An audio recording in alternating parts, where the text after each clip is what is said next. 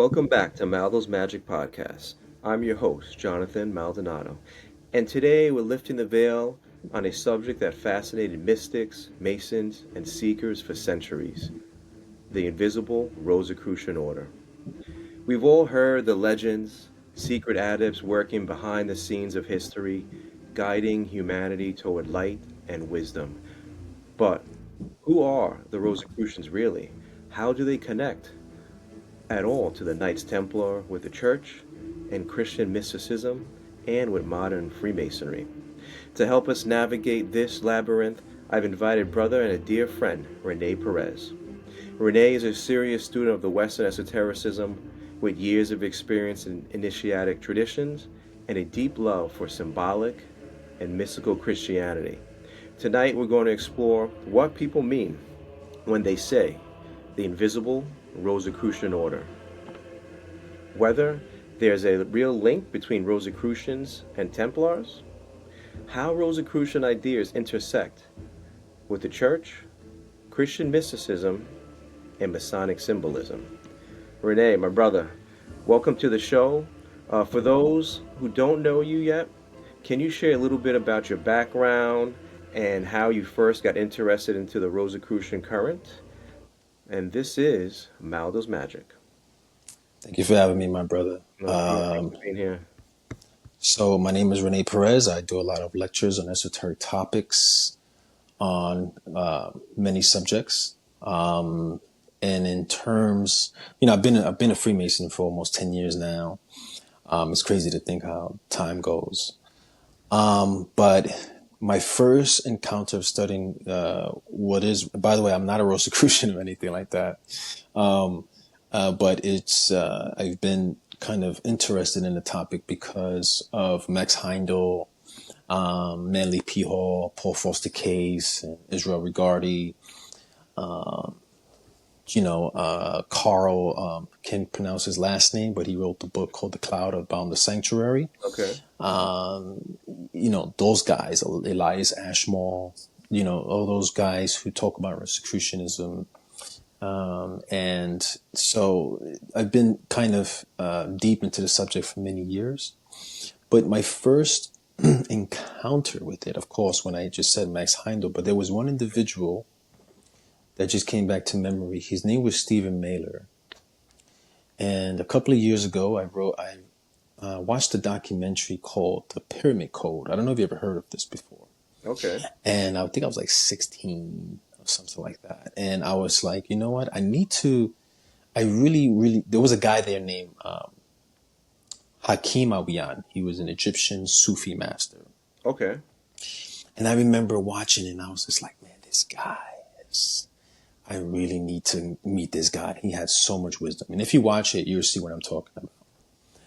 But it was one of my favorite documentaries. So a couple of years later, I'm in my 25, my 20s, and I read this guy named, there was a book by Stephen Miller called, oh my God, why am I forgetting the book now? Anyways, he wrote a few volumes of Egyptian, and he was a student of Hakim Awiyan, interestingly, coincidentally.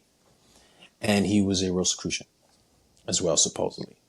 And that was my first time, and how they encountered the Egyptians and stuff like that. So I've been fascinating of Rosicrucian and Egyptian history, etc. You know what I mean? But in terms of that, I've been kind of fascinated in just the esoteric, the mystical, and the esoteric backgrounds of Freemasonry, how the Rosicrucians link with Freemasons and the Templarism and stuff like that, and Kabbalah, yeah. Oh, that's great.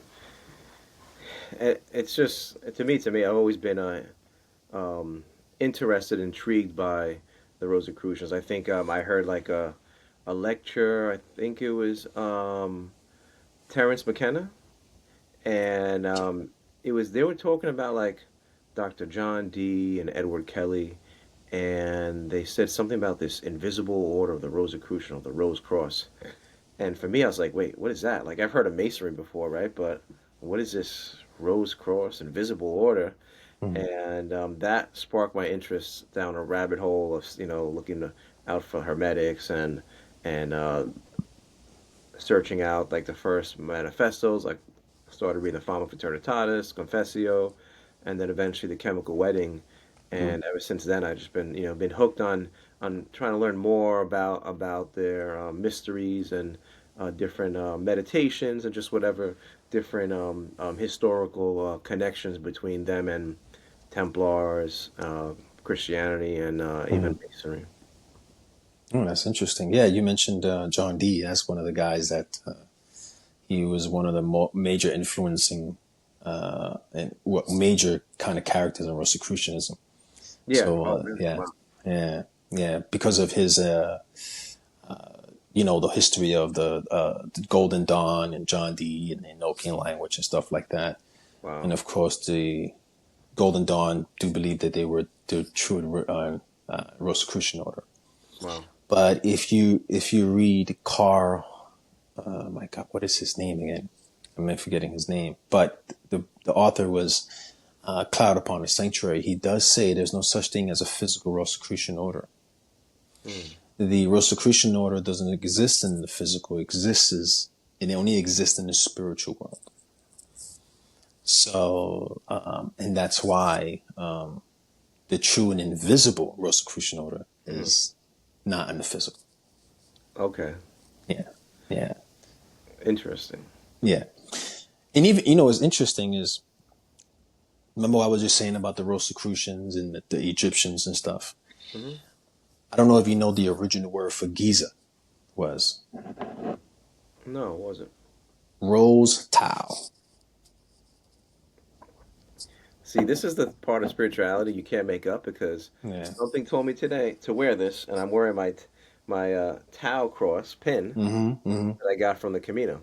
Interesting enough. Look at And that. I usually I wasn't I just wear a T-shirt. I'm like, no, put this Mm-hmm. on, put the pin, and then Yeah. I love that. It's great. Wow. Yeah. Yeah. That was the name for Giza, rose tau. And I think when you read the I have the copy here in English version, but the Day of Coming Forth in Night, which wrongfully called the Book of the Dead, it talks about that. It talks about the rose tau. So now the rose tau doesn't exist in the physical world. This is in the spiritual world. Oh, wow. Yeah. It's interesting because I've looked up rose crosses and different stuff, right? And I've never seen a rose on a Tau cross before. Never. But the word tau means Mhm. cross. Yeah. Okay. Yeah. Okay. And it's interesting because the rose, what is symbolizes is the planet Venus. Yes. You know, Okay. and if you look at the orbit of Venus, it does make a rose. It makes a rose petal. Oh, yeah. Right.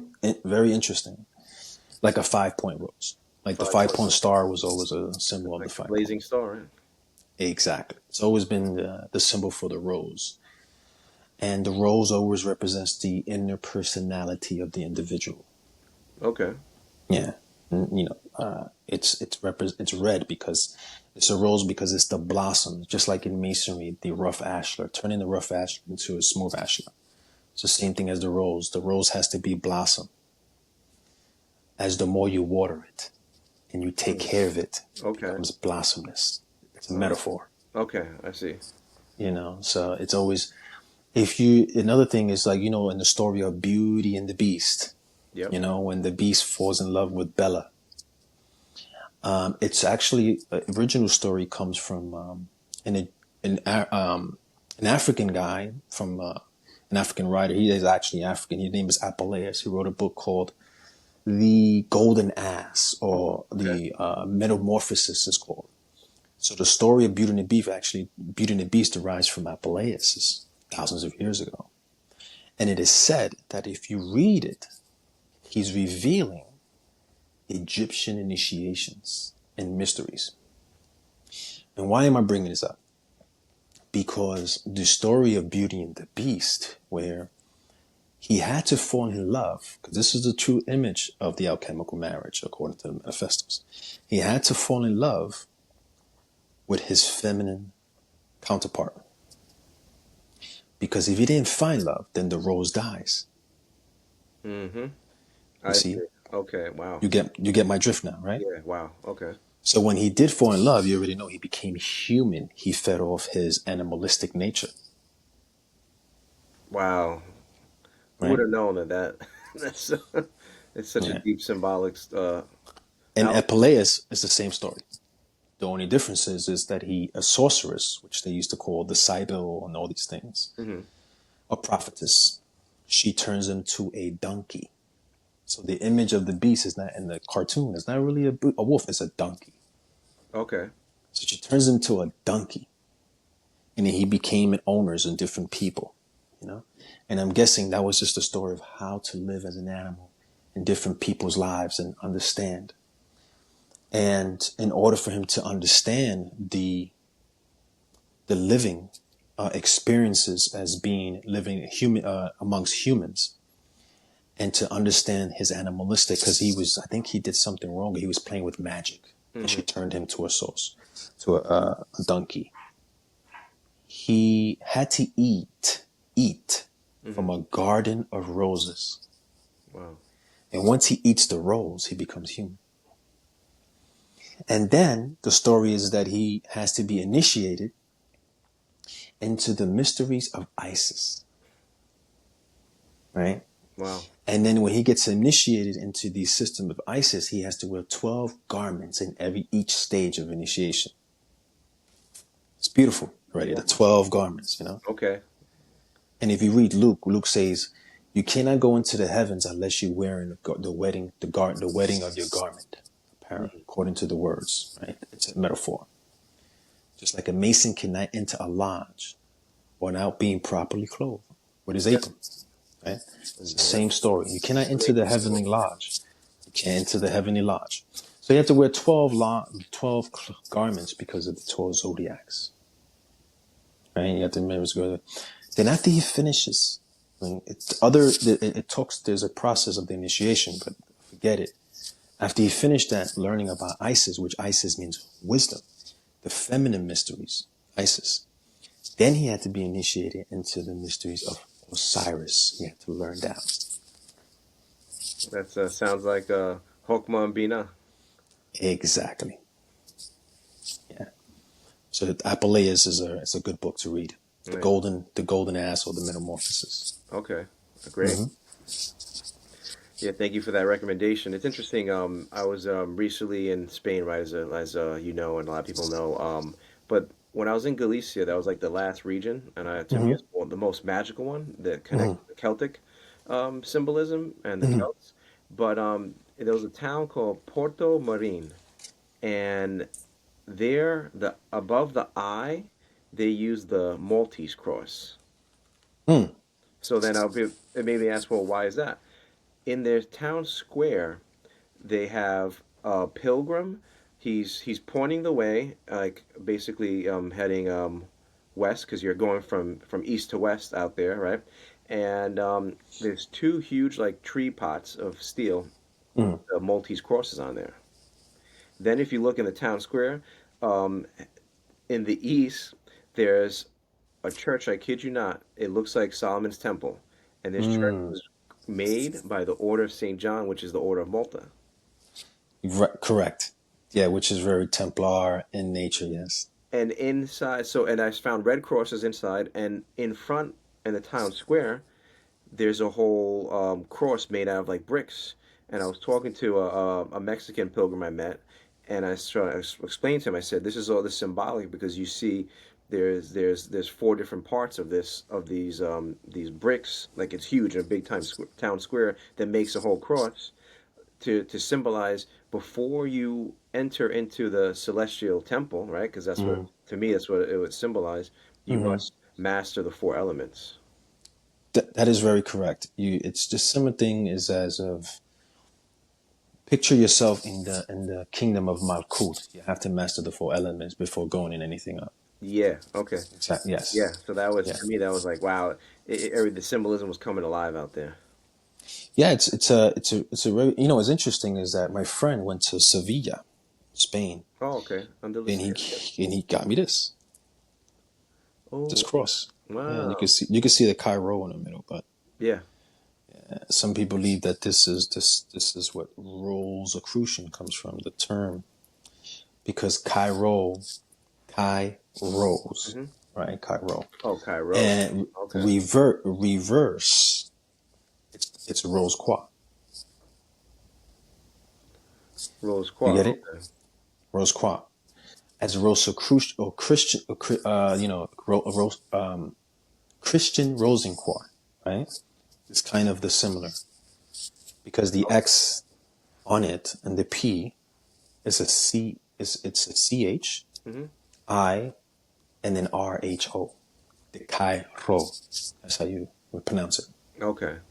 Hmm. It's not that. That's like the original symbol for Christianity, right? Yeah, that was the original symbol Oh, for Christianity, correct? after the fish, I would say. After the fish, Yeah, correct? more or less after like Jesus' time, maybe more like in the first century, but after the AD, because I think during the disciples used the fish at the time, I believe. That yeah, the fish. It was the fish. That's why Jesus was called the fisherman, Yeah, etc. because I don't think Um, Cairo came mhm. into being until Constance saw it, right? In her Right. experiences, yeah. That is very, very true. Yes, it was not until he saw the image in the sky. The Templars, it later on changed to what we know as the cross. You know, Hmm. that we know today as the cross. Some people believe it derives because when you cross your arms this way and the sun reflects, it creates a cross of your body from the shadow. Oh, okay, Yeah. interesting. So yeah, some people believe that's the origins of what the cross is, but the origins of course predates Christianity. Oh yeah, it's you see it in Celtic symbolism. They have the Hmm. cross way before Christianity came to those Yeah. areas, really. Yeah, they used to use the towel, the Hebrew towel on the foreheads. Oh, okay. Hebrew Yeah, time. yeah, yeah. That was the time. That was the first cross. Like you never heard of the story? I think is Aaron when he takes the staff and it's actually a towel cross with a serpent, Yes, yeah. When they get bit by snakes, right? which is an allegory, esoteric Yeah. allegory. Correct. Okay. All right. Yeah. We'll save that for another podcast, right? Another podcast. So yeah, if you don't mind, I have some questions I want to kind of maybe ask you so we could really understand about this Rosicrucian invisible order. Hmm. So if I may, um, when Rosicrucians speak of an invisible order, what exactly does that mean? Is it a spiritual fraternity, a lineage, or something beyond formal institutions? So when they speak of a visible order, they think of the ascendant masters, right? That is the true invisible Rosicrucian order. It doesn't exist on the physical level. It exists on a spiritual level. Okay, that's why, according to studies, Rosicrucians are not supposed to say they're Rosicrucians. They are a student of Rosicrucians because the true Rosicrucians is in the upper planes, not The in the Rokwa, physical right? plane. The Rokwa. It's not a. There's a difference between Rocroi and Rosecross than Rosicrucians Okay. in terms of definition. There's a big difference. The rose represents the dew, right? Because the Hmm. rose has the dew, the honey, right? You Hmm. know, the suffix, as in Golgotha, Hmm. Jesus was the place that he was, as in the word Gul, in Proto-Iranian word, it actually means rose or dul, the word Gul, Okay. as in Golgotha, Oh, okay. right? So it actually means rose or the dew of something. So this dew is what the heavens. You ever heard of the story of the honey of the land of milk and honey, Yeah. or the dew of the honey of the heavens, or the manna? The dew of Herman. Yes, that is an allegory. Oh, Right? So okay. that's where the true Rosicrucians are. But in order to obtain that dew, it's very difficult to do. No pun intended. You know, You can't make manna and do it and eat it. you can make manna in the physical plane. You Okay. know, yeah, yeah. It's not I always say that the ancients were anamatists. Right? They understood everything in the stories and all the allegories all pertain to the human body and how to achieve that stage of enlightenment by perfecting the human body. You know what I mean? Yeah. So Okay.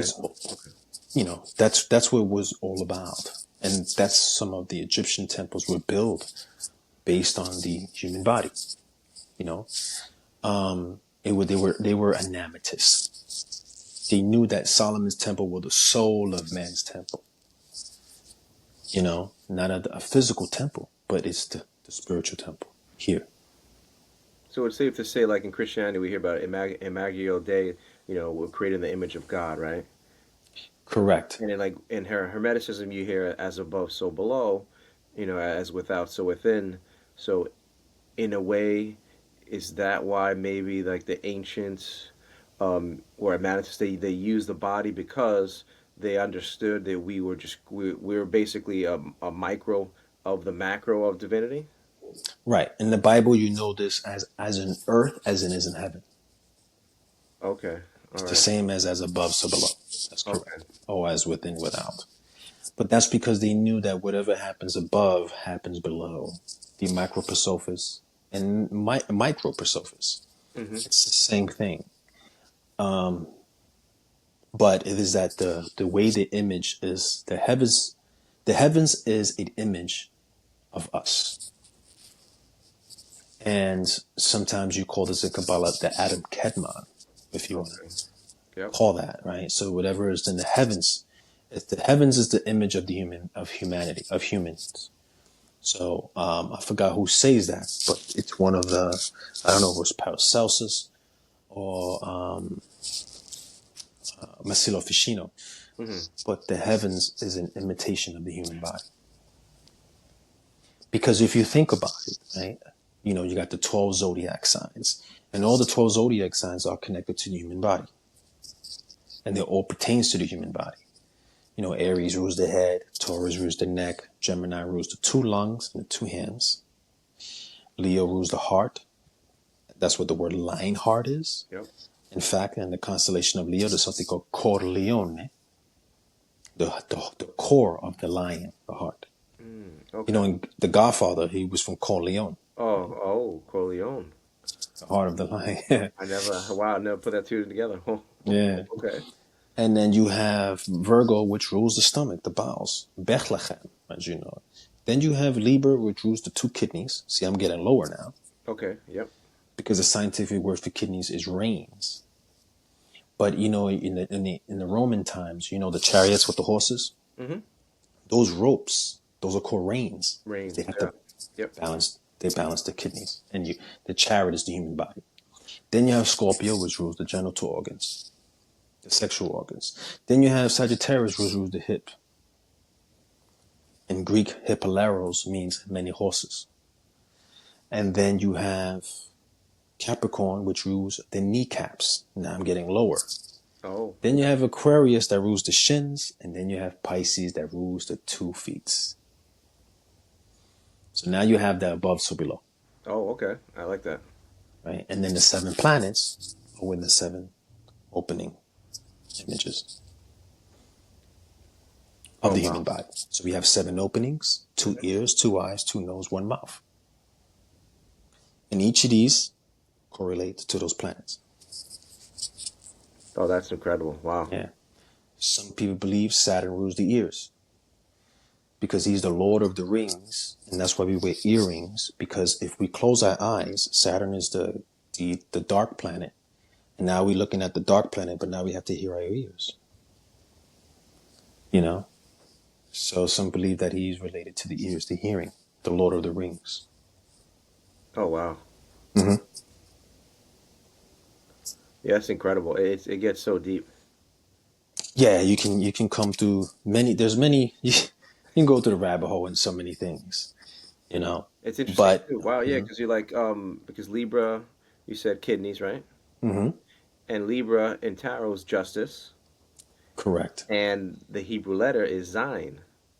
A Zion, And which that's means to be a sword, the to sword, so separate. that's to cut off. So it's like discernment, right? Cut off what doesn't Hmm. serve you. That's what the kidneys do. Yeah, I think for Libra is Lamed. Oh, I'm So sorry. Okay. the sword Zion is for Gemini, which is Well, that the makes sense. lovers. Yeah, Okay. Yeah. yeah. But Lamed because it means to instruct. Okay. You know what I mean? That's what Lamech means, to instruct. And in the ancient, at one point there was not 12 signs, apparently. I think it was like maybe 10. But Libra is actually the scorpion's tentacles, the two of them, the two pinches. Okay. That's what Libra is. That's what the balance scales come from. You know what I mean? Yeah. Oh, wow. Okay. Yeah. So apparently, so, but yeah, so that's what, and also the 12 alchemical stages pertain to the 12 zodiac signs. Sublimation, putrefaction, all of that relates to each zodiac sign. Putrefaction is Scorpio. Sublimation is Libra. To sublime, because the sign of Libra is the sun rising. Yeah. Oh, yeah. That's right. Wow. Okay. Which in Hebrew they call that Nissan. Nissan. You ever looked at the car, the symbol? Oh, okay. Doesn't it look like the Libra sign? Yeah. Wow. I don't even know why I never noticed that. Oh. Yeah. So Scorpio is putrefaction in the alchemical stage, because Scorpio represents death. Putrefaction is the first stage of death, which becomes change. And it changes to a black type of thing when it goes to a alchemical type of process in alchemy. Okay. Mm-hmm. So yeah, there's 12 of them. You can research it, but yeah, it's everything has to do with the stars. Yeah, it's like the ancients, they knew, without crazy telescopes we had, they were able to do that. I don't know if you ever heard, but I had heard that there's a 13th sign. Is that true? It's what it is sidereal, right? So what happens is it's correct, but it's not 13 signs. The sidereal is correct in the sense that it has to do with the possession of the equinox. I explain. What happened is at one point, thousands of years ago, the sun was in 0 degrees in Aries. So there's something called precession of the equinox, where the sun goes to each zodiac sign, 12 of them, 2,160 years. And they call that the precession of the equinox. And if it equals all 12, you get 25,000 years, which is called the great year. This is why you have ages like the age of Pisces, the age of Aquarius, because each 2,160 years, the sun goes to each zodiac sign. Okay. So think of the zodiac sign like a clock. So at one point, it was at 0 degrees in Aries. So every time that clock, the sign goes, the next sign comes, and the next sign comes. So we were in the age of Pisces. So that means that if the next sign comes, the month of October, the constellation Scorpio is not aligned anymore, because it's not equal. So the next time it would be Libra. Oh, okay. You get it? So because it's like a clock, because it's 2,160 years, it goes, it changes, and it changes. That's what in 2012, the Mayans, they said it wasn't end of the world, it was end of a new cycle, because they understood that. But as an Ophiuchus, this 13th sign, that's a constellation. It's not really a zodiac sign. Okay. Each zodiac sign has constellations. So it's always been 12. Even in the Bhagavad Gita, when you read it, it even says there's only 12. Oh, really? Wow. Yeah. Because that's how the sun works and how the months pertain to it. So Aries represents spring, because it brings the birth of things. And it's actually the month where, we look at the animal of an Aries, they're very hyperactive. They want to ram into you and, so the head first. So it's the spring head first. Okay. It brings life. Yeah. Things grow at that time. And then in Scorpio season, things die. It's the death. You get what I'm saying? That's how it goes. It goes from that. Those are the personalities of the seasons, you know. But I don't. It's true in a way, but it's not true. They both work. Don't get me wrong. Sidereal, whatever you want to use, tropical. And this is the thing too. Yeah. The Gita, was the Gita written before, like the Roman Empire? I would say before it's very old. This is the thing. This is what I'm trying to comprehend Yeah. because some people use this as, wait, we only had um, 10 months because like the months are like basically Latin words that connect to the number. Like October is really like for 8, right? So they say that Julius Caesar added July and Augustus Caesar added August. So that's the only reason why we have 12 months. So then that's why I'm trying to comprehend, wait, is that based on the zodiac, or did they have knowledge, they just wanted to, how do we like refute that, or if someone uses that as a like argument. So what happened was it wasn't 10 months. What happened, it was called the Julian calendar. It was 10 days. So for example, I'm born October 29th. Hmm. So that means that it didn't have the 29th. So if I count 10 days, I mean, you subtract that 10 days, what is it? The 19th of October, Okay. right? That's supposedly my real birth, right? So it would say that I'm a Libra. But at one point, I think it was Julius, when they created the Gregorian calendar, Hmm. they hired Egyptian astrologers to fix that because of the leap year. Oh yeah, right. Okay. The leap year. And also, it didn't make sense. It didn't line up with the sun. Okay. So they hired Egyptian, or I think it was Egyptian, or some astrologers, very major astrologers, and they had to fix that. And that's how the Gregorian calendar is. Yeah. Okay. Because that's the one we're on now, I think. Exactly. So it was basically 10 days. You see? Hmm. So that's what, you born in what? February what? No, January, right? Yeah. Yeah. 23rd. Yeah. 23rd. So you subtract 10 days back. Would have been in the Julian calendar, would have been your birth. Wow. Yeah. Yeah. So that's what it was. And then he had to change it to the correct, kind of correct way from the seasons. Because Okay. it didn't add up. It didn't add up. It's very genius, actually. The way whatever he did, whatever priest he hired, guy was a genius. He understood the star system very, very accurate. So that's how we got the Gregorian calendar. But it's always been 12. Oh, okay. 12 is always 12. Always been 12. So it's an interesting thing. You got the 12 zodiac, you got the 12 disciples. And you ever heard of the 144,000? Because 12 times 12 is 144, Hmm. etc. It's always been 12. 12 is a very mystical number, Yeah. you know? Yeah.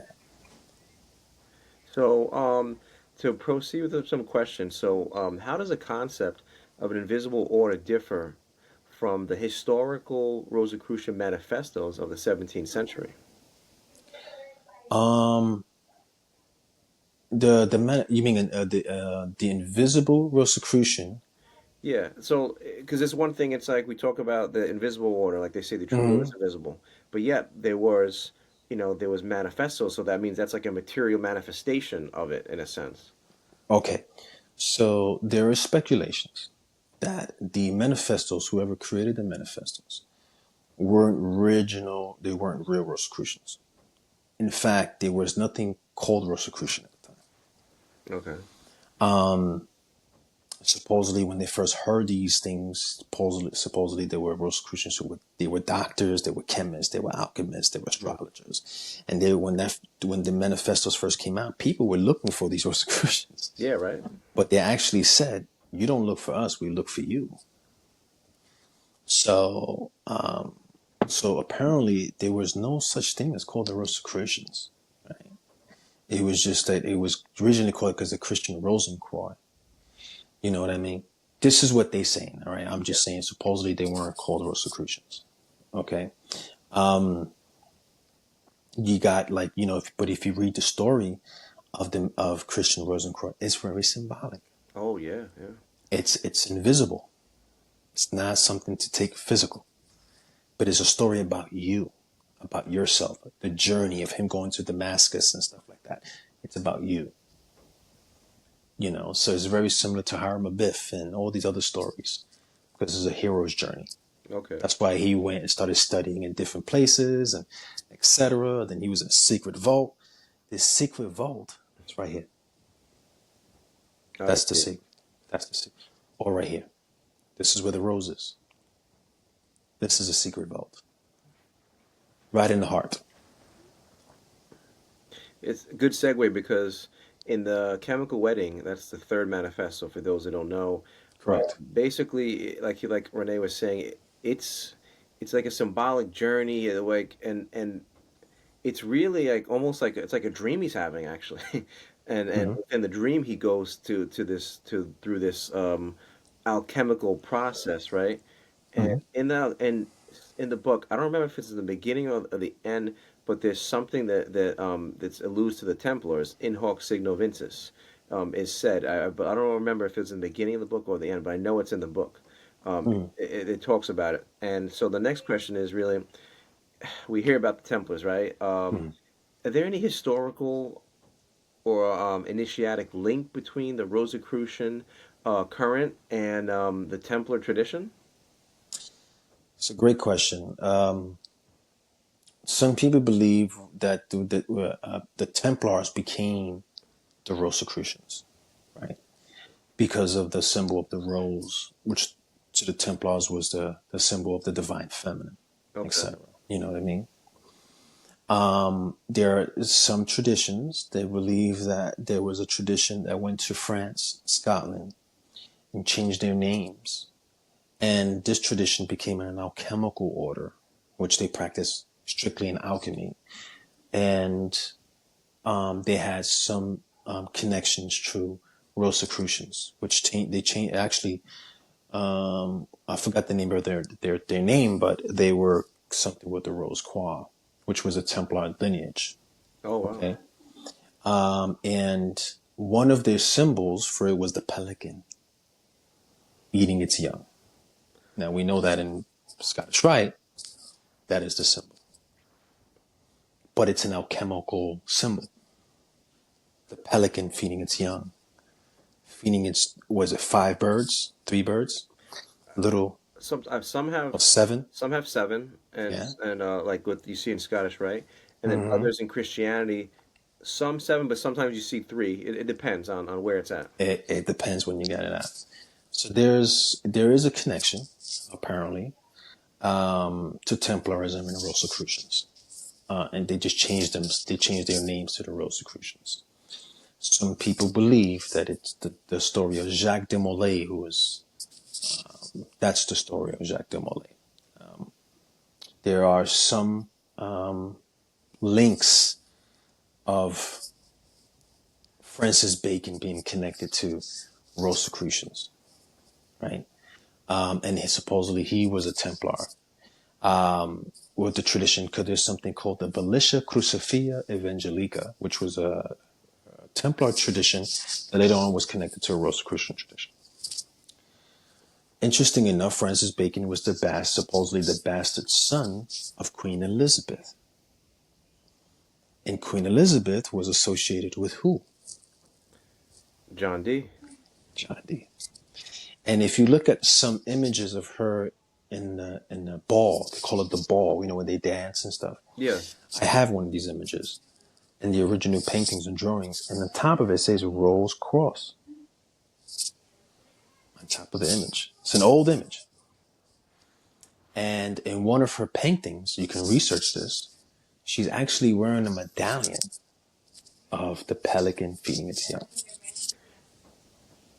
See, this is Yeah. the thing I've always I did a lecture recently on like Hermeticism, right? And Mm-hmm. the Philosophia Perennis, Mm-hmm. and it was interesting because the Renaissance, right? So let's go back. Templars, they were a Christian order, right? Correct. They were a Christian order. They were under Pope Clement. And it was said that they maybe like we know they researched information stuff, right? Correct. So they found stuff, Temple Mount. So the lecture I gave, it was interesting because there's a lot of famous figures within the Renaissance, like Giordano Bruno, Paracelsus, Marsilio Ficino. They were in order. Some of them were monks. Some of them were priests, right?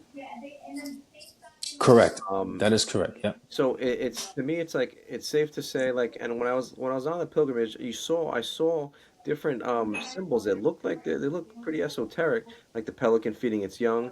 So like I'm trying to understand, are those symbols were they were the esoterics were they taken from Christianity, or was it one and the same? Was it because a lot of these famous people from the Renaissance, and around the time leading up to the manifestos were in orders. So the Templars were a Christian order, right? Obviously, we know that they were more like mystical Christians, right? But Mm. it's almost safe to say that because of Christianity and people in Christianity, we were able to they were able to embed the symbolism within Christianity. So or maybe Christianity has always been a religion of deep symbols. Yeah, that is very true. Some people believe that a lot of the Freemasonic symbols derive from Rosicrucian symbols, like the square and the compass, for example, which I mean, it does come from the Star of David, but they believe that that was a Rosicrucian symbol because it stands for an alchemical symbol. Hmm. If you look at the 16th and 17th century, the secret book of the Rosicrucians, you see there's a lot of symbols that have a lot of Freemasonic, very similar to Freemasonic symbols. Oh yeah. Yeah, and some of them has, in terms of the symbols for Christianity, D as in Rosicrucianism, there is a link between Rosicrucianism and Christianity because apparently Rosicrucianism is a mystical Christian order, Okay. right? It has Christian teachings.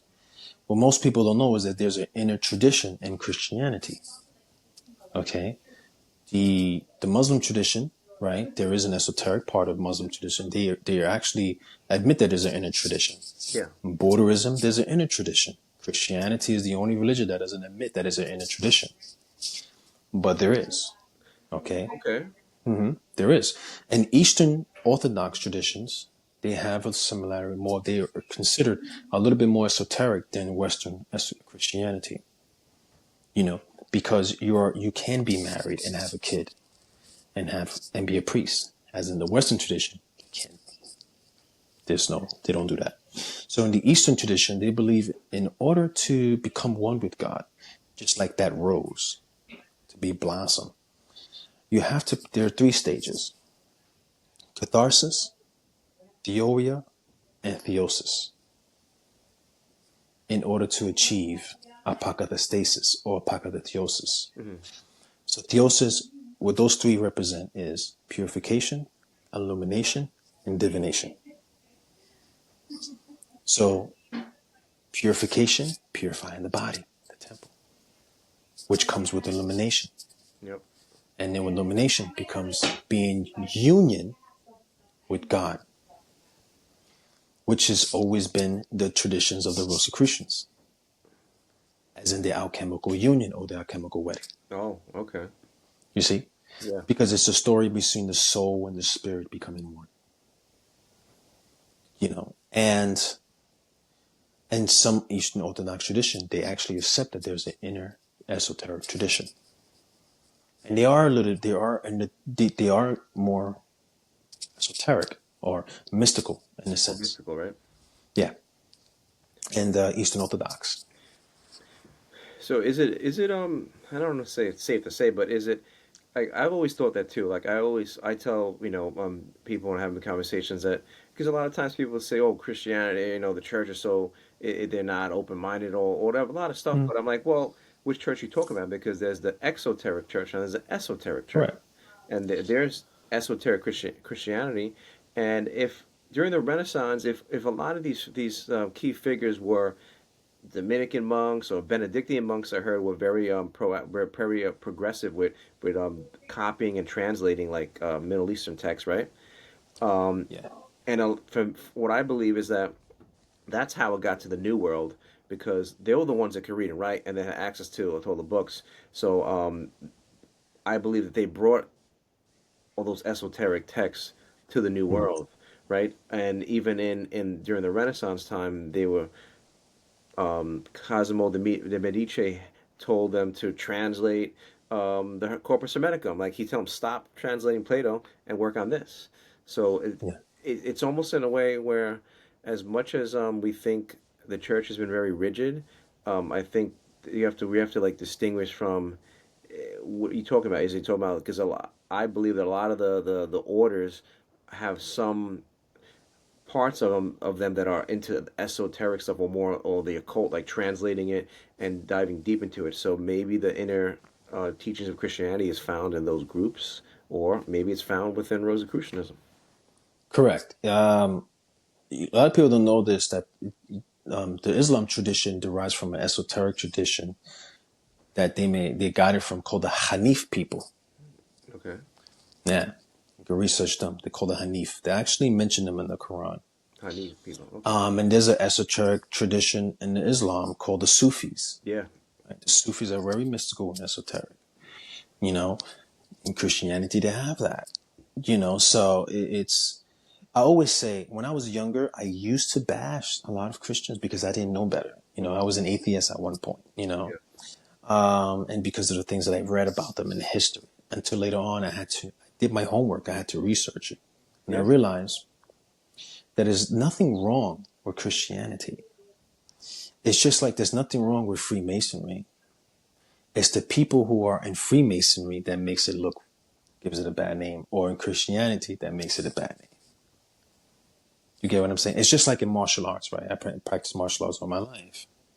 So you look at a guy on YouTube and he practices a certain style, but he gets beat up from another guy. So a lot of people think, oh, that style doesn't work. There's nothing wrong with the style. Okay. It's the individual Hmm.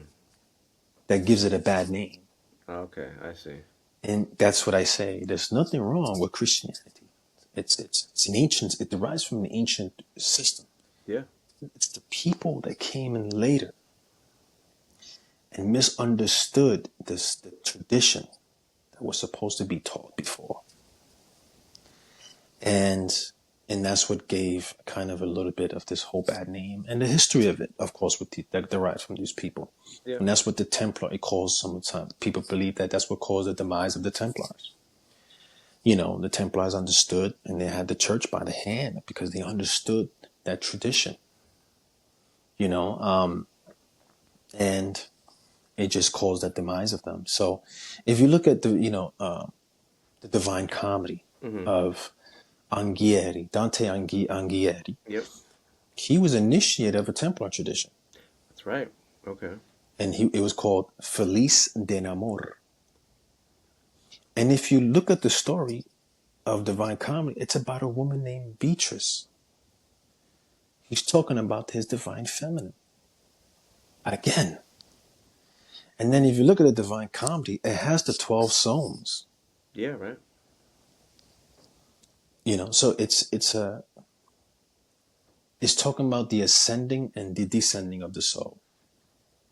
And for us to, when we do good in the physical, and we do good here, and we try to not become enslaved with our senses, and we learn to subdue our passions in the physical, then we'll be able to ascend to the true invisible Rosicrucian Order. Because we cannot get there with our bodies and our mind not being corrected.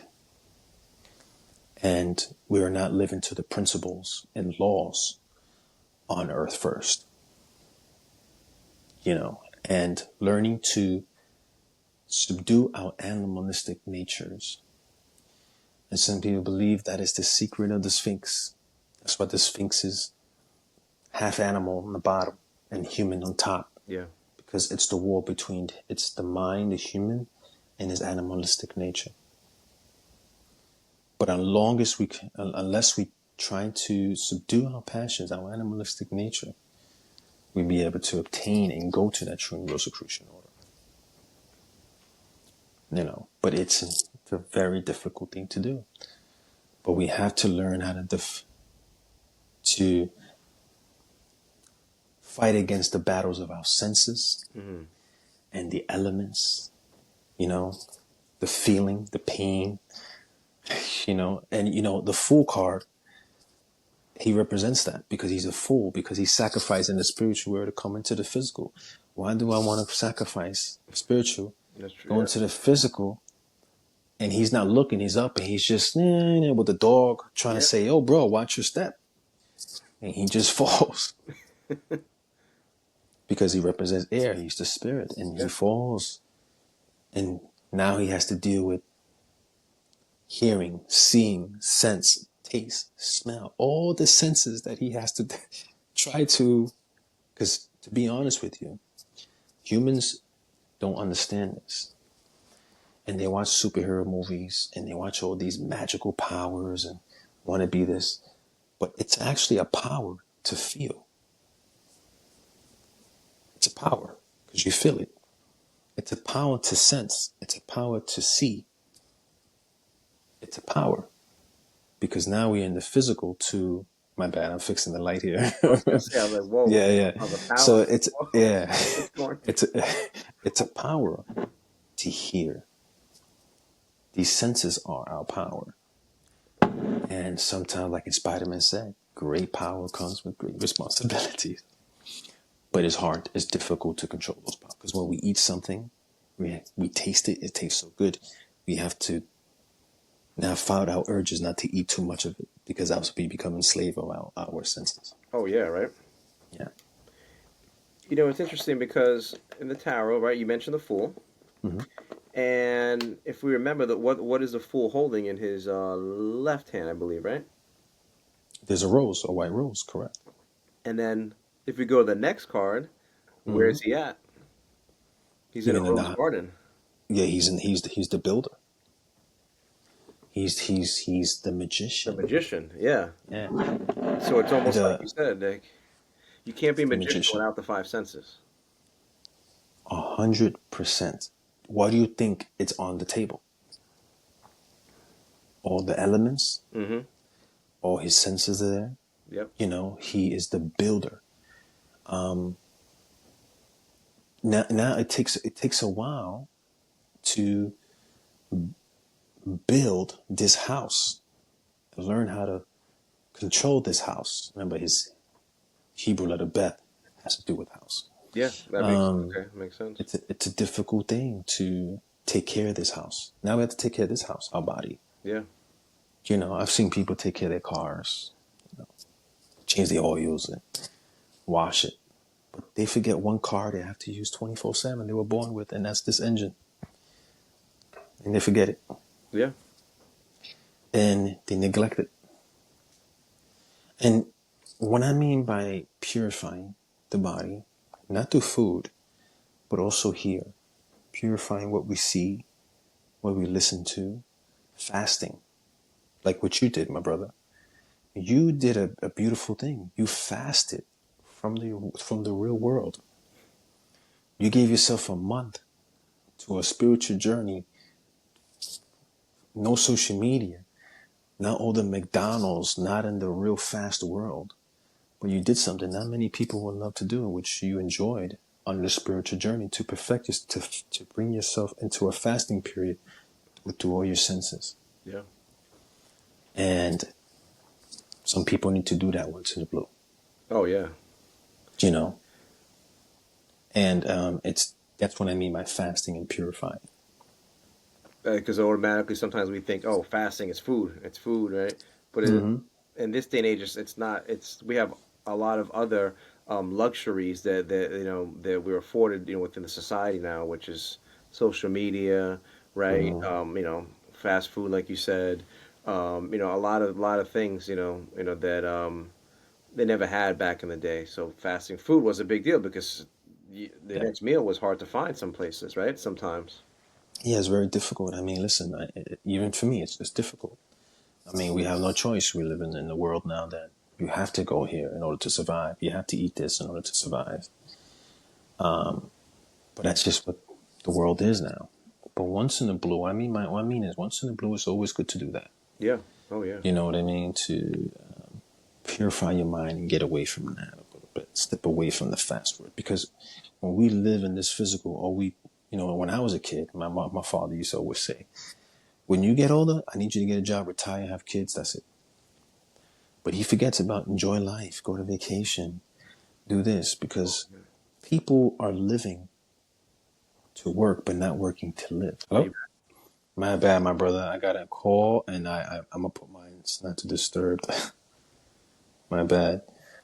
So yeah, so people, that's the thing. It's very difficult to do. And now, to me, it's about living life and not letting my job take over my life. Oh yeah. You know what I mean? 100%. Yeah.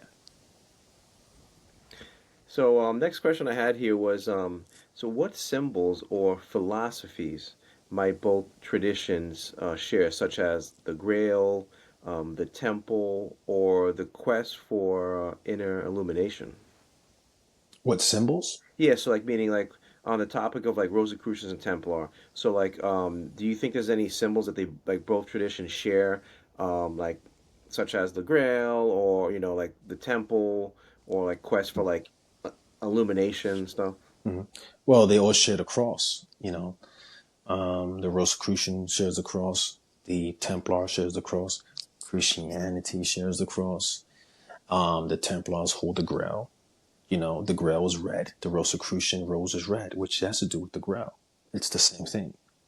Okay. It's the blood of Christ, but it doesn't. So the word Grail comes from the Latin gradalis, gradalis, and it means where the word gradual means, Mhm. which means to take a step by step. You have to gradually live and take a step by step through life and trying to perfect yourself, but gradually, slowly, Okay. because it takes a long time to gradually get that rose to blossom, or gradually to get the rough ashen to be smooth. It takes a long time. So that Grail cup and that rose it's the same thing. You understand? The Okay. cup is the physical body, the vessel. That's the cup. The rose is the heart, the spiritual here. It's a 5 point. It's a 5 point petal. Okay, and it has to do the 5 stages of man, or the 5 elements. Of course, the last one is ether. You both know that. All the quintessence. Yeah.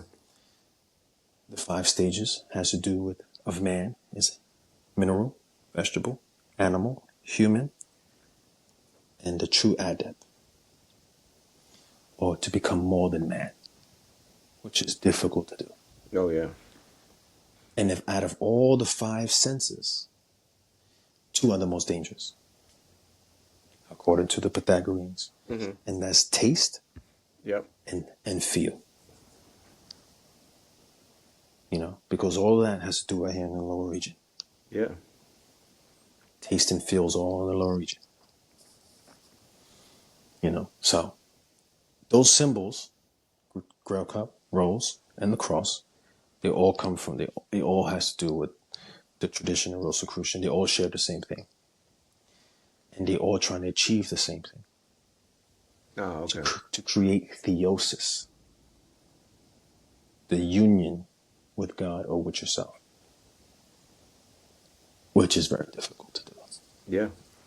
It's almost like that's what they talk about, like in the Gospels of like you said, I am the bride and you're the groom, right? And like it's like they talk about weddings a lot, and there's like symbolism of weddings throughout the like New Testament.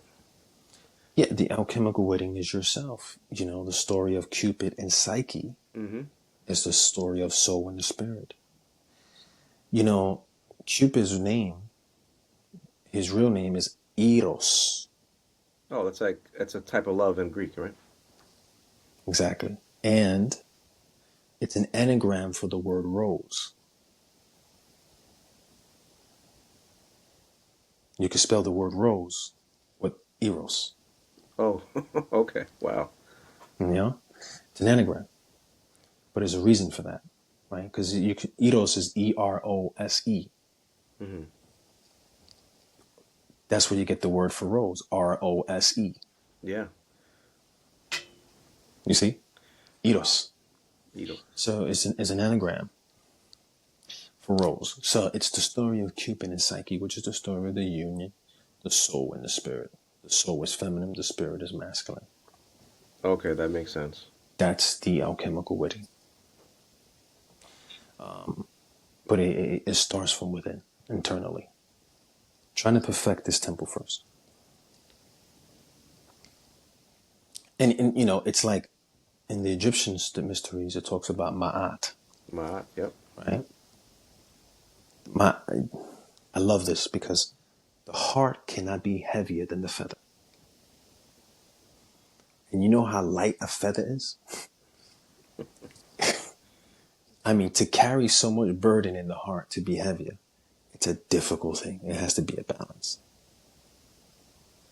And it's the weighing of the soul, you know. But it's a difficult thing to do. You know, the heart has to Oh be, yeah. yeah. It's it's very interesting. So I wanted to see if we segue into like the relationship with Christianity and the church, right? So as Sure. far as like Rosicrucianism, so it's often described as like Christian Hermeticism, right? Um, in the way, and like in what ways is the invisible order like rooted in Christian mysticism? In Christian mysticism, so like I said, Christian mysticism, there is an inner tradition. Okay. Right? There's an inner teaching. For example, in the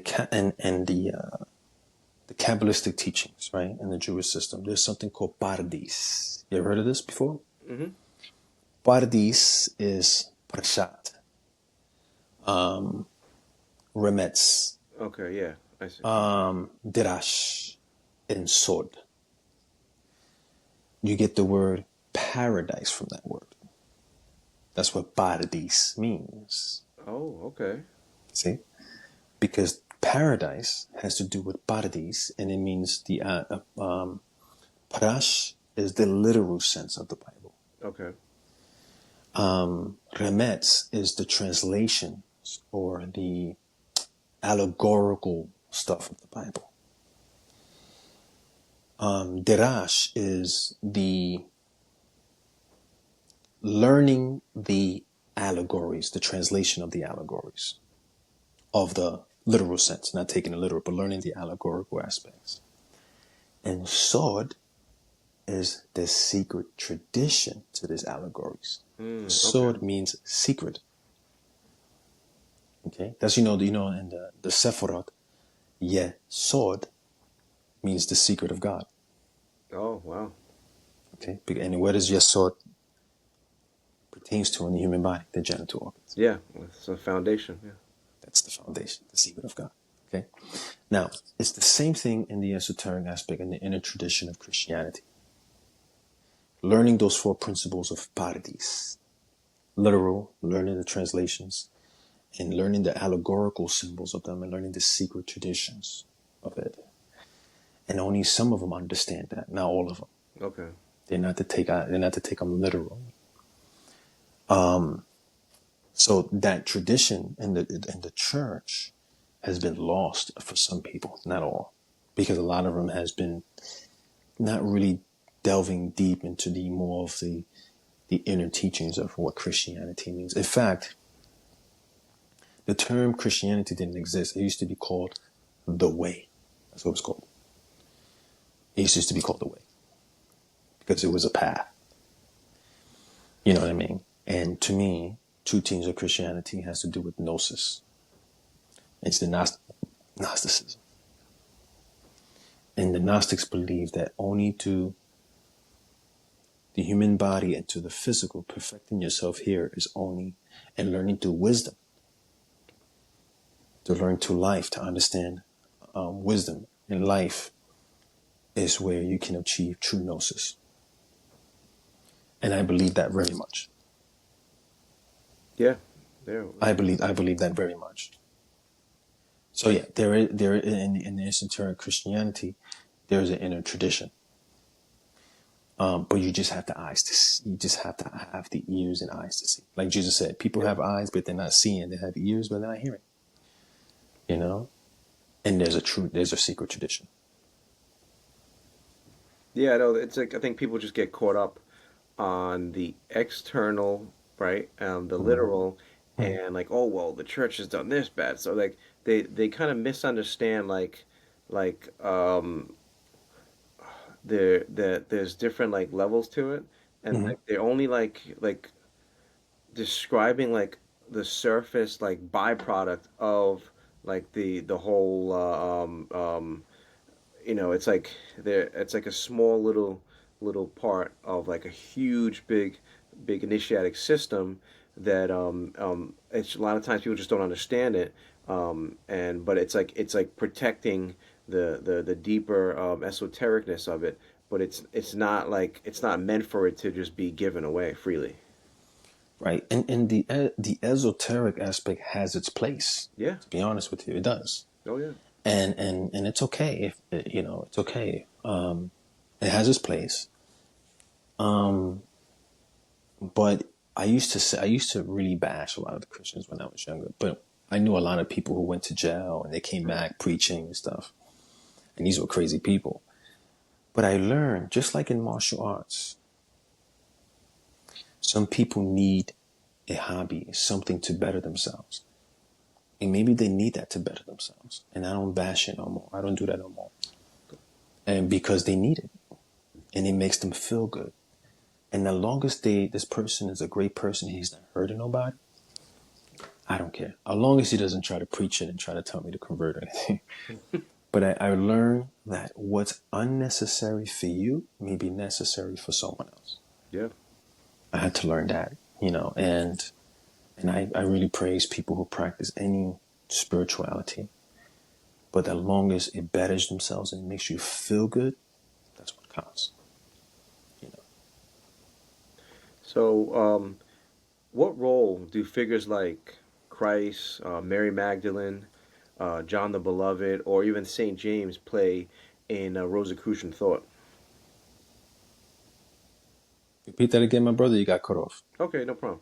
Yeah, so like what role do figures like Christ, Mary Magdalene, John the Beloved, or Saint James play in Rosicrucian thought?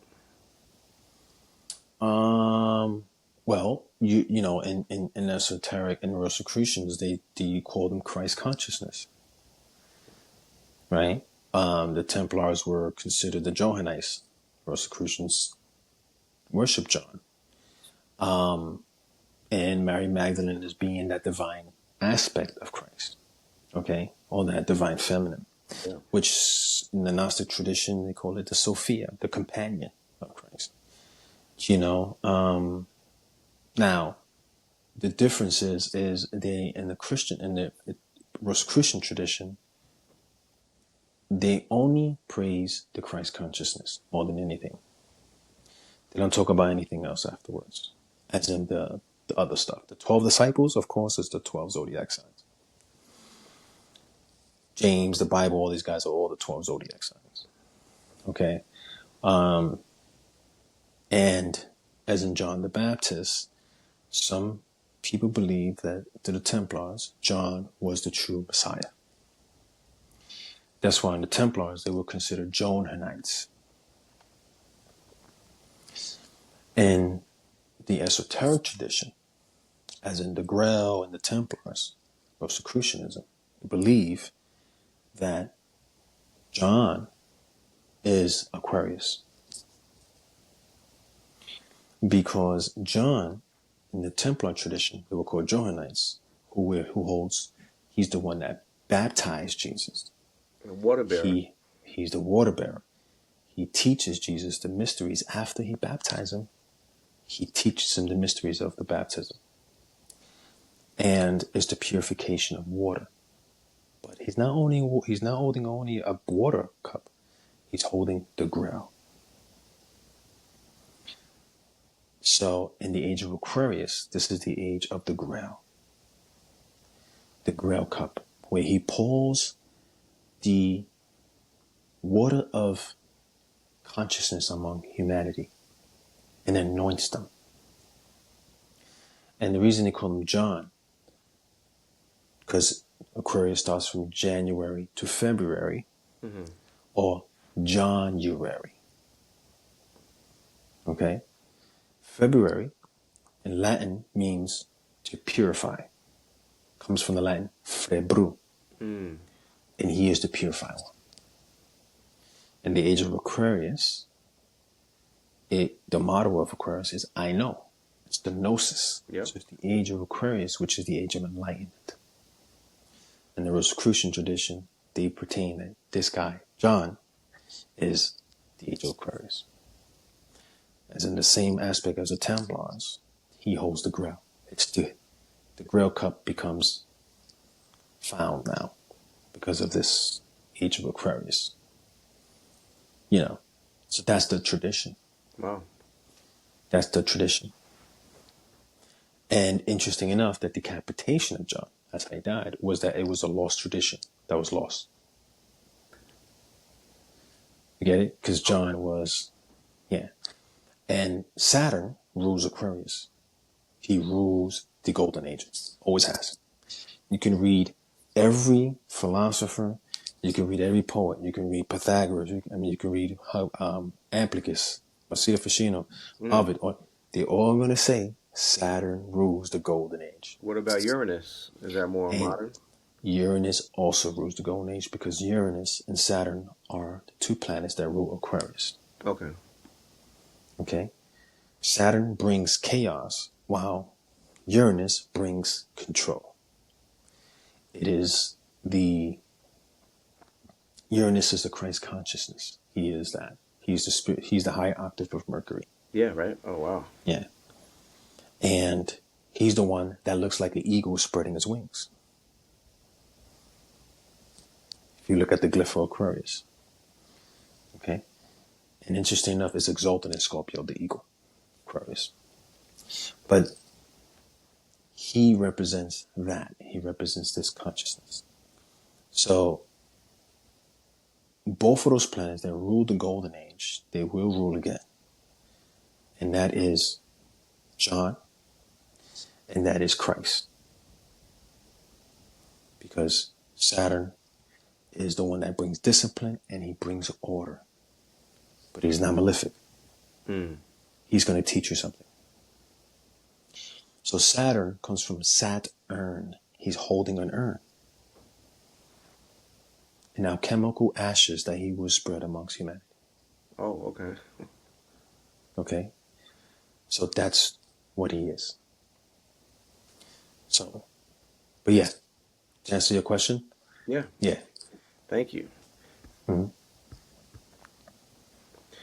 So, I have a question here. It's does the Invisible Order see itself as restoring something lost in early Christianity? Yes. Okay. Yes. I would say that, yeah. And now I wanted to kind of segue into like Rosicrucianism and Freemasonry. So why do so many Freemasons feel drawn to Rosicrucian teachings?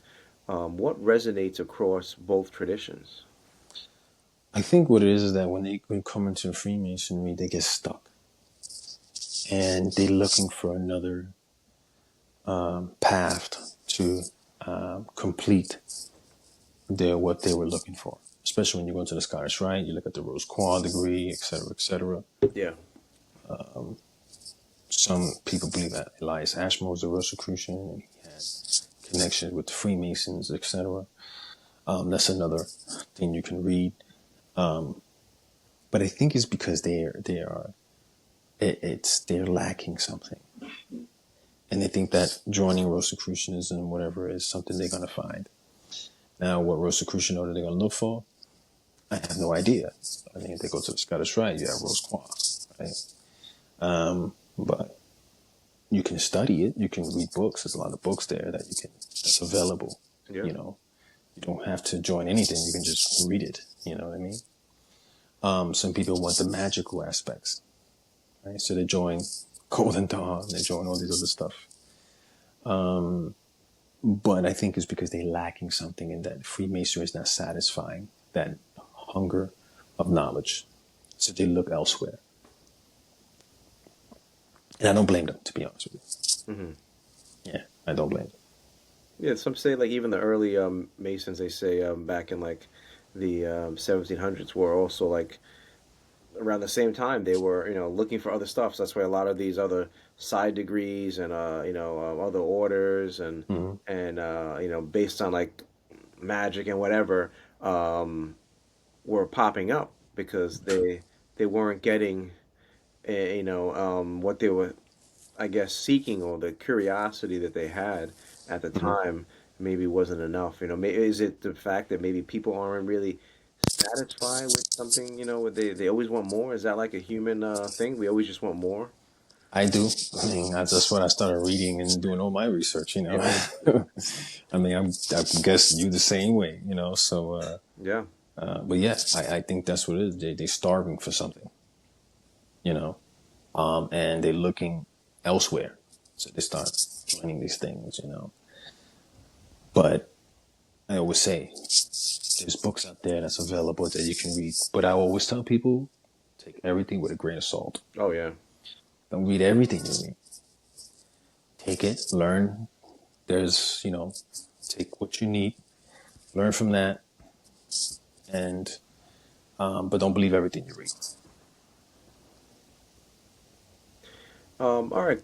Thank you. So, um, how can someone be involved in both Masonry and Rosicrucianism without conflict? Is there a conflict if someone, they start off as a Freemason and then, like you said, they look into, finding this invisible order and stuff? I don't know if there's a conflict. You know what I mean? I mean, like like you for example, you got people who claim to be Rosicrucians, right? But according to, like I said, the guy who wrote Cloud Upon the Sanctuary, you're no one's supposed to be a you're a student of Rosicrucianism. Okay. But that's it. I think Rosicrucianism is just a seek of knowledge. Yeah. You know what I mean? That's what it is. I don't think there's a conflict, to be honest with Nice. you. Mm-hmm. So, another question we had here was, what does initiation mean within the invisible order? If they are, or formal, like, are there formal outer structures? Like, is there like an outer structure to, or is it just you're just outside of the true order? You're like you're just a student of just studying it, I guess. So you got to remember that initiation in Latin comes from initium. I may be saying that wrong, but it means initium. In Greek, it's called teletao. And there's another word just like teletao, but what it means is initiation means the beginning of something. Okay. And in Greek, teletao means to be initiated is to die. Not a physical death, but a spiritual death. Okay? When you be initiated to something, you're dying. You're peeling the old you out into something new. Hmm. It's a death. It's a change. When you become when you become an apprentice, for example, in masonry or that chamber of reflection, that is the initiation aspect, because you're dying to something new, you're becoming more than a man, a better man. And that's what Rosicrucian supposedly teachings is about. It's perfecting oneself to die. That ego, that old you, into something new. And that's what initiation means. It means the beginning of something. And like a black belt, shodan means the beginning, but it doesn't mean it's the end of something. No, right? Okay. It's beginning of your journey now. That's what it is. But it's a life journey. Wow. Mm-hmm. I've heard some say that the true invisible order could be seen as I think maybe Madame Blavatsky said it, the White Brotherhood, or the Great White Brotherhood. I know that was a concept back in her time, Is is that Yeah, could that be seen as the invisible order or the yeah, okay? yep. I 100,000. Yes, that's exactly what it is. The White Brotherhood. And the people think the white because of race. Yeah, no, it's not that. No, it has to do with something on a spiritual Yeah. sense. You know, the ascended Okay. masters under the white great brotherhood is what they mean. Okay. Yeah, that's the true Rosicrucian. That's what I said. It's not in the physical; it's in the spiritual. And the ascended masters, or the true Rosicrucian invisible, they always contact you through your intuition.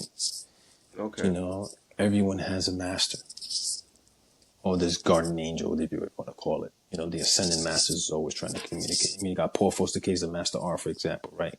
Oh yeah. Paul Right. Case is always saying that he always contacted him through his intuition. But it wasn't intuition, it was like a voice, you know, who was guiding him through his journey, through his life. Yeah, I think Ann Davis said that he got like a phone call and like it was this guy was like one of the original ones and he was like 400 years old and he's the one Incredible. that basically told them to you know, I guess leave. He was in the Golden Dawn I think at the time and Mhm. to like start his own group or something, right? Correct. And he called it the voice. Correct. Okay. That's what he called it, the voice. Yeah, okay. Wow. Hmm. So now, how do you think how can like modern seekers, like especially like pilgrims, masons, and mystics, attune themselves to the Rosicrucian current today? Like, how does someone like attune themselves to something that's invisible? You know, if someone just starting off, they're studying it. Is it just studying it? Is that gonna attune them to the masters? It's not only studying it, it's also living it. Living it. Okay. You know what I mean? It's like I'm a martial artist. I have a black belt. But I always say something. There's something called the invisible belt. And this concept, if you think about it, it's just like in masonry, where when people wear an apron in the lodge, now they have to be in order as a mason. You can't talk politics, no religion. You have to be one with your brothers because it causes conflict. But imagine wearing the same concept of without wearing your apron, but an invisible apron outside the world. Because once they leave the lodge, they change. They become different. They become their like a fake type of thing. Nothing's changed with them. And they're not learning the concepts of the principles of what and the moralities of what masonry teaches. They don't practice it. They don't practice that out in the outside world. You get it? It's just like they just want to be masons. It's like in martial arts. They just want to be martial arts in the dojo, but when they leave the dojo, they ass wipes and all these other things. They treat people bad. And, it's just like, what are you doing? That's what I mean. You also have to live it. Okay. And if you're not living it, I think it's very hypocritical. You know? Yeah, to me, it kind of reminds me of like the Martinism, like symbolism, where like what I've studied, what they have with different like regalia and stuff, and it's like almost like I was just out in the Camino and just kind of you visualize it and just trying to like it's Mm-hmm. like it's not always about like a physical garb. It's learning to put it on invisibly, right? It's learning to Mm-hmm. have that on like the apron on while you're out in the real world. Because if the stuff you wouldn't do with apron on, it's the same way it should like translate to the real world, right? That's exactly what I'm saying. Okay, all right, yeah. It's like the Japanese believe that humans got three faces. You got one face you show your friends, you got one face you show your family, but you got that third face you don't show nobody. So it's the same thing. People got many faces and many hats. But the problem is, and sometimes, not all the time, is that there's certain aprons, if you want to think about it. And just like in martial arts, Hmm. that when they use a rank or a certain apron, Yeah. it feeds their ego. And they think that they can be talk to you the way they talk, and put you down, the egos because of a ranking or title. It's fed, not knowing that that doesn't mean anything because every brother is on the level, no Yeah. matter regardless of rank or title. You know what I mean? So to me, they say in martial arts, a black belt is a white belt that's still learning. Because when you're a black belt, if you don't, because you're not supposed to wash it. I never washed my belt. But during the years of training, and years and years and years, eventually that black belt fades and becomes white again. Oh, wow. You see? That's incredible. Because it's teaching you a lesson. You're forgetting the foundations, that you were always a student of life. And that's what I believe in Masonry. A Master Mason is an EA that's still learning. Yeah. Oh, of course, yeah. But a lot of people forget it. and that's what I mean. You have to live it. And a lot of them are not living it. Yeah, it's sad, so we could only plant seeds, right? And help those that want to be helped, right? Or those Mm-hmm. want to be receptive and listen to as well. Exactly. Sometimes people just want to talk, more than they want to listen, or they listen to respond rather than listen to understand. 100%. They forget that the word listen and to be silent is spelled with the same words. Listen more and talk less. Yeah, that's why A we lot have of them, two ears and one a mouth. mouse. A lot of them love to hear themselves speak. Yeah, But it's the truth. And like I said, there's nothing wrong with Masonry. And just like there's nothing wrong with Christianity. It's the people that's involved that gives it a bad name at times. Because they're not portraying or holding Masonry to its reputation. yeah. That's why when I first joined, they said, "Listen, if you're gonna put a decal in your car, just make sure, now whatever you do, they're gonna judge the whole fraternity based on On you, your actions." Yeah, 100%. That's what I mean. You have to live it. yeah, Become a great person. And a lot of them, just like Rosicrucians, teaching a Rosicrucian, is you have to live it. Not only read it, mm-hmm. you have to live it. To live it. Learn those divine principles and teach those divine principles and try to, spread them, learn by them. And a lot of people don't do that. It's very hypocritical. Yeah. It's very hypocritical. So listen, we're getting pretty over on time here. I don't want to keep you all night, right?